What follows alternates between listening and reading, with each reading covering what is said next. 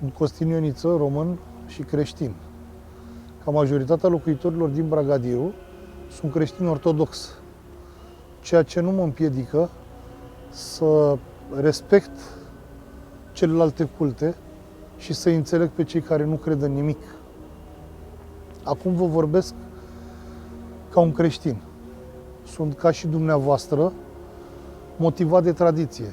Respect atât cât pot rânduielile și vă chem să rămânem uniți în biserica noastră, a strămoșilor noștri.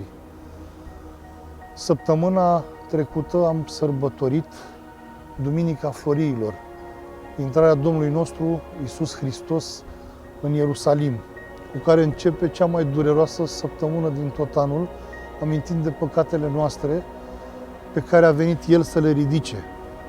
În această săptămână vom participa la slujbele care evocă cina cea de taină, trădarea lui Iuda, prinderea și torturarea Mântuitorului, răstignirea Lui și învierea. Pe cruce fiind, Iisus Hristos și-a iertat călăii cu cuvintele: iartă-i, Doamne, că nu știu ce fac.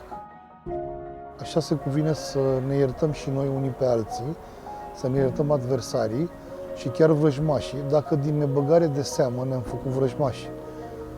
Pentru noi, ca români, săptămâna patimilor e aducerea aminte a jertfei înaintașilor noștri.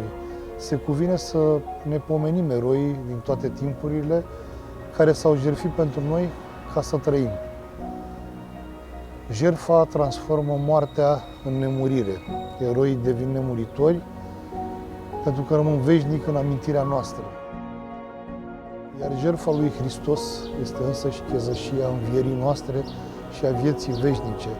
Personal sunt bucuros că mă aflu într-o echipă de oameni minunați, Alianța pentru Unirea Românilor. Sunt aici pentru că mă regăsesc în valorile acestui partid: familia, națiunea, credința și libertatea. Vă chem alături de mine să ne însușim cu toții aceste valori, pentru că suntem cu toții români, ne iubim țara și dorim binele acestui oraș. În săptămâna patimilor vă chem să ne recunoaștem păcatele, să ne iertăm și să răspundem împreună chemării Mântuitorului nostru Iisus Hristos.